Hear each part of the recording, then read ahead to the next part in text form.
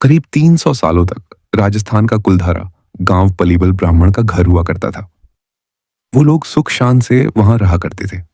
लेकिन फिर अचानक एक रात ऐसी आई जिसने सब कुछ खत्म कर दिया। जैसलमेर के राजा सलीम सिंह ने गांव वालों के सामने डिमांड रखी कि वो मुखिया की बेटी की शादी उससे करवा दे। गांव वाले वैसे ही सलीम सिंह के अत्याचार से तंग आ गए थे।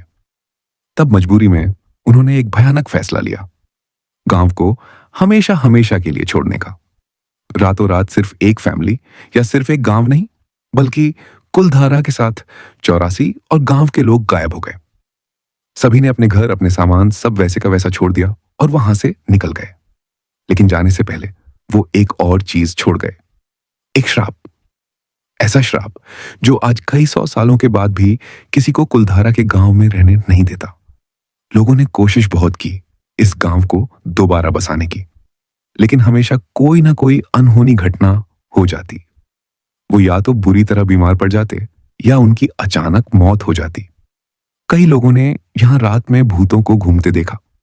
इनफैक्ट एक पैरानॉर्मल रिसर्चर जब एक रात यहां पर बिता रहा था, तब वो एक मिस्टीरियस गड्ढे के अंदर अपना कैमरा लेकर गया। तब अचानक बिना किसी रीजन के उसका कैमरा ब्लास्ट हो गया। लोगों का कहना है कि यहां भटकती आत्माएं किसी को भी चैन से रहने नहीं देगी। शाम होते ही इस गांव के 2 किलोमीटर रेडियस में कोई भी नहीं जाता। आज की ये कहानी कुलधारा के इसी मिस्ट्री पर बेस्ड है, और यह तो कुछ भी नहीं है। अभी तो बहुत से ऐसे सवाल हैं जिनके जवाब मैं इस वीडियो में दूंगा। आपको बहुत ही मजा आने वाला है, तो वीडियो को एंड तक जरूर देखना। आर्थू नाम की एक लड़की ने सिर्फ डॉक्यूमेंट्री और टीवी पर ही रेगिस्तान को देखा था, लेकिन उतने में ही उसे रेगिस्तान से बेहद प्यार हो गया था। उसे ऐसा लगता था जैसे मिट्टी के यह पहाड़ अपने अंदर कोई अजीब सा रहस्य छुपाए बैठा है। जब अपना आर्किटेक्चर का कोर्स करते वक्त उसे कुलधारा के गांव जाकर वहां के पुराने घरों को ऑब्जर्वेशन करने का मौका मिला, तो यह मौका वह बिल्कुल भी मिस नहीं करना चाहती थी। गांव के एंट्रेंस पर जब उनकी जीप रुकी तो रतु बाहर निकली और कुलधारा के उस वीरान और भूतिया गांव को इकसक नजरों से देखने लगी। हर घर खंडहर बन चुका था। रतु सिर्फ एक चीज सोच रही थी कि कभी इन घरों में परिवार हंसी खुशी रहा करते होंगे। अपने ग्रुप के साथ गांव के अंदर चलते वक्त उसके मन में अजीब सा दुख बैठ रहा था। अचानक आर्थू की नजरें एक बड़ी हवेली जैसी घर पर पड़ी। उस घर का रंग शायद वक्त की वजह से गोल्डन कलर का हो गया था, और उस घर की छत भी गायब हो गई थी। पास ही में एक कुआं भी था।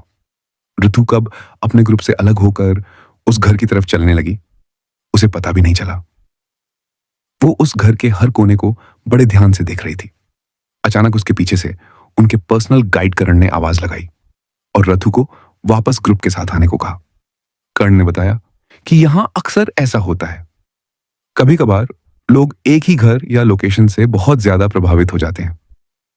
अब जैसे जैसे वो कुलधारा के गांव में चल रहे थे, कर्ण उन्हें वहां की कहानी सुना रहा था, पल्लीबल ब्राह्मण की कहानी। और आखिर इतने सारे लोग कहां और क्यों गायब हो गए? रथु सब कुछ सुन रही थी, लेकिन उसका ध्यान बार बार उस घर की तरफ जा रहा था।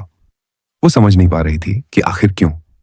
जब उनका पहले दिन का टूर खत्म हुआ, रथु एक बार फिर ग्रुप से अलग हुई और उसे स्ट्रेंज घर की तरफ निकल पड़ी। वहां पहुंचकर वो बाहर से ही घर के अंदर की चीजें देख रही थी। ऑलमोस्ट पूरा घर खाली था। उसने खिड़की से देखा कि अंदर एक मिट्टी का चूल्हा बना हुआ है। अचानक उसे एक आदमी आता हुआ दिखाई दिया जो सीधा उसकी तरफ आ रहा था। वह आदमी रथु के पास आया और अपना नाम रुद्र बताया। रुद्र कई सालों से उस गांव का चौकीदार था। उसने रथु को दोबारा अपने ग्रुप के पास जाने को कहा। रथु को ऐसा लगा कि रुद्र शायद बहुत टाइम से रथु को उस घर को ऑब्जर्व करते हुए देख रहा था। रुद्र ने रथु को वार्न भी किया कि कुलधारा जैसी जगह में अकेले घूमना खतरनाक हो सकता है। दूसरे दिन उन लोगों का टास्क था कुलधारा गांव के स्ट्रक्चर्स की पेंटिंग बनाना और एक मैप भी लेआउट करना। डॉक्टर देविका उनकी टीचर थी और उन्होंने सबको सजेस्ट किया कि गांव के बीच से शुरू करें। लेकिन आथू ने सबसे पहले उस घर से शुरुआत की। उसने घर के बाहर से स्ट्रक्चर को अच्छे से स्केच किया और फाइनली घर के अंदर एंट्री ली। बाहर से जितना दिख रहा था, अंदर से वो घर उतना बड़ा नहीं था। अंदर की ज्यादातर चीजें वक्त के साथ गायब हो गई थीं। हर दीवार पर छोटी छोटी खिड़कियां बनी हुई थीं। उसने किचन वाले एरिया में वही चूल्हा देखा जो उसे पहले दिन दिखा था। अचानक रतु की नजर घर की दीवार पर पड़ी और वो बहुत ही ज्यादा शॉक हो गई। बहुत ही फेंट तरीके से दीवार को खरोंचा गया था और उसमें संस्कृत में शब्द लिखे हुए थे, बिल्कुल श्लोक जैसे। जब उसने अपनी उंगलियों से उस दीवार को टच किया तो दीवार बहुत ही गर्म महसूस हुई। उसके अंदर एक अजीब सी शांति आ गई, जैसे उसने कभी फील नहीं की थी। अचानक पीछे से डॉक्टर देविका आई और रथु से पूछा कि तुम पहले यही घर क्यों बना रही हो? रथु के पास कोई भी जवाब नहीं था। वो बस किसी तरीके से इस घर से कनेक्टेड फील कर रही थी। डॉक्टर देविका ने रथु से कहा कि अगर तुम चाहो तो पुराने आर्काइव्स की स्टडी करके इस घर के बारे में और भी जान सकते हो। बाहर से रुद्र ये सब होते हुए देख रहा था, जैसे उसे कुछ ऐसा पता है जो कोई नहीं जानता। उस रात रितु ने अपना पूरा टाइम लाइब्रेरी और कुलधारा के आर्काइव्स के बीच बिताया। उसे पता ही नहीं चला कि कब उसे नींद लग गई। लेकिन अचानक उसकी रात में आंख खुली और उसने देखा कि वो खुले रेगिस्तान में चांद के नीचे उसी घर के सामने अकेली खड़ी है। उसके पैरों में धूल लगी हुई थी और उसने चप्पल तक नहीं पहने हुए थे। याथू बहुत ज्यादा घबरा गई थी। लकीली उसका फोन उसके पॉकेट में था। उसने तुरंत कर्ण को कॉल किया और उसे बताया कि वो कहां पर है। वो पहली बार कुलधारा के गांव में आई थी। उसे कोई भी रास्ते पता नहीं थे, तो रात के 2 बजे नींद में इसी घर के सामने आना कैसे पॉसिबल था। उसने अपना मोबाइल चेक किया। मैप्स के ऐप में उसने देखा कि वो करीब 27 मिनट तक रेगिस्तान में चलकर यहां तक पहुंची थी। कर्ण और रुद्र भागते हुए वहां पर आए और उससे पूछा कि आखिर वो यहां कैसे पहुंच गए, लेकिन आर्थू के पास कोई भी जवाब नहीं था। जब दान में रथु के फुटप्रिंट से उसके आने के रास्ते पता किए तो कर्ण बहुत ही ज्यादा शॉक हो गया। अर्थु बहुत ही पुराने रास्ते से वहां पर पहुंची थी। कहा जाता है कि यह वही रास्ता था जहां से बलिबल ब्राह्मण कुलधारा से बाहर भागे थे। लेकिन इतने प्राचीन रास्ते के बारे में आखिर रथु कैसे जानती थी? किसी के पास जवाब नहीं था। इन सब के बीच रुद्र वहीं पर पास में खड़ा था और दूर से रथु को देख रहा था। अब अगले दिन सबको यह बात पता चल गई कि रथु रात के अंधेरे में कुलधारा गांव गई थी। सबने कहा कि वहां से किसी भूत ने उसको जकड़ लिया होगा, लेकिन रथु को ऐसा कुछ भी फील नहीं हो रहा था। डॉक्टर देविका ने इस मिस्ट्री को सॉल्व करने की जिम्मेदारी ली। उन्होंने आर्थू के साथ पूरे दिन मेहनत करके उस घर की हिस्ट्री निकाली, लेकिन उस घर के किसी भी ओनर का नाम नहीं निकला। इतने सालों बाद सारे रिकॉर्ड्स मिट्टी में मिल गए थे। रात के करीब 11 बज रहे थे जब अचानक कर्ण उनके पास आया और उन्हें अपने साथ चलने को कहा। वह लोग उसी प्राचीन रास्ते से कुलधारा में एंटर हुए। गांव के एंट्रेंस पर रुद्र उनका इंतजार कर रहा था। उसने कहा कि वह उन्हें कुछ दिखाना चाहता है। वह लोग उस वीराने में लैंटर्न की रोशनी से गांव के अंदर चल रहे थे। कई बार रातू को ऐसा लगा जैसे कोई और भी उनके पीछे चल रहा है, लेकिन जब वह पीछे मुड़ती तो वहां कोई नहीं होता। रुद्र उन्हें गांव के बीचों बीच ले आया, जहां पर एक पुराना मंदिर था। मंदिर पूरी तरह से खंडहर बन गया था। वह लोग अंदर एंटर हुए और उन्होंने देखा कि साइड से सीढ़ी है जो अंडरग्राउंड जा रही है। सबसे पहले रुद्र ने एंट्री की। पीछे पीछे कर्ण, डॉक्टर देविका और अर्थु भी उस सीढ़ी से नीचे उतरी। नीचे एक सीक्रेट अंडरग्राउंड रूम था। वहां पर लैंप लगे हुए थे। चारों तरफ खुदाई के टूल्स रखे हुए थे। उस रूम के बीचों बीच क्ले से बनी हुई एक मूर्ति रखी हुई थी। वह मूर्ति आधी ही बनी हुई थी। उसका आधा पार्ट कोई ऐसे ही छोड़कर चला गया था।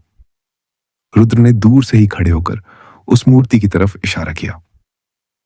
यह वही मूर्ति है जो उस रात गांव के लोग जाने से पहले बना रहे थे, लेकिन जल्दी जल्दी में वो इस मूर्ति को खत्म नहीं कर पाए और उसे ऐसे ही छोड़कर चले गए। गांव के परिवार वाले इसे इसलिए बना रहे थे ताकि उनका ईश्वर उनकी रक्षा कर सके। आर्थू को उस मूर्ति के अंदर से एक बहुत ही अजीब सी फीलिंग आती हुई महसूस हो रही थी, जैसे वो उसे बुला रही हो। रुद्र ने बताया कि करीब 10 साल पहले एक और लड़के के साथ वही हुआ था जो आज रथु के साथ हो रहा है। उसे भी गांव के एक घर से लगाव हो गया था। वह रात को सोता, लेकिन आधी रात में अचानक जब उसकी आंखें खुलती तो वह उस घर के सामने होता। उस वक्त कोई भी नहीं बता पा रहा था कि उसके साथ आखिर क्या हो रहा है और क्यों हो रहा है। लेकिन जब रुद्र ने सेम चीज अर्तु के साथ होते हुए देखी तो उसके दिमाग में एक थियरी आई। हो सकता है कि 10 साल पहले जो उस लड़के के साथ हुआ था वह कई सालों से दूसरे इंसानों के साथ भी हो रहा हो। हो सकता है कि सिर्फ कुछ गिने चुने लोग हैं जिन्हें कुलधारा अपनी तरफ बुला रहा है। लेकिन आखिर क्यों? इसका जवाब भी रुद्र के पास था। उसने कहा कि हो सकता है कि औरतू और वह 10 साल पहले वाले लड़के के पूर्वज कुलधारा में ही रहा करते थे और वो उनके पूर्वज ही हैं जो बार बार उन्हें अपने घर की तरफ खींच रहे हैं। शायद उनसे कोई अधूरा काम करवाना चाहते थे जो वो नहीं कर पाए। इसीलिए रुद्र आर्थू को उस सीक्रेट अंडरग्राउंड रूम में लेकर आया था। आर्थू को भी धीरे धीरे यह रियलाइजेशन हो गया। वह धीरे धीरे उस मूर्ति की तरफ बढ़ी और अपने हाथों से उसका फॉर्म ठीक करने लगी। रुद्र, कर्ण और डॉक्टर देविका वहीं पर खड़े उसे देख रहे थे। अर्थू के हाथ जैसे अपने आप ही चल रहे थे। वह हमेशा से ही ड्राइंग्स और आर्ट्स में बहुत ही अच्छी थी, इसलिए उसने आर्किटेक्चर लिया था। धीरे धीरे उसे यह भी रियलाइज हुआ कि शायद वो उसके परपदादा या दादी ही थे जो उस मूर्ति को बना रहे थे। कब सुबह हो गई आर्थू को पता भी नहीं चला। मूर्ति बनकर बिल्कुल रेडी हो गई थी। कर्ण और डॉक्टर देविका ने देखा कि मूर्ति बिल्कुल परफेक्ट लग रही है। सिर्फ एक ही रात में किसी का वह बना देना इम्पॉसिबल था। शायद रथु के पूर्वजों ने खुद उसकी मदद की थी। रथु के मन में शांति फैल गई, जैसे उसने अपने पूर्वजों की आत्मा को शांत कर दिया हो। कुलधारा का गांव सुबह के उगते सूरज में और ज्यादा खूबसूरत दिख रहा था। रथु को यकीन था कि शायद आज नहीं पर कभी तो ऐसा टाइम आएगा जब कुलधारा में एक बार फिर परिवार सुख शांति से रह पाएंगे। तो दोस्तों, ये थी हमारी आज की एक और इंटरेस्टिंग कहानी। आई होप कि ये वीडियो आपको काफी पसंद आई होगी। अगर पसंद आई, इस वीडियो को लाइक कर देना, अपने दोस्तों के साथ जरूर शेयर करना। मैं अगली वीडियो कौन सी टॉपिक पर बनाऊं, आप मुझे कमेंट सेक्शन में लिखकर जरूर बताना। अगर आप नए हो तो चैनल को सब्सक्राइब करने के साथ साथ नोटिफिकेशन बेल को ऑन कर देना।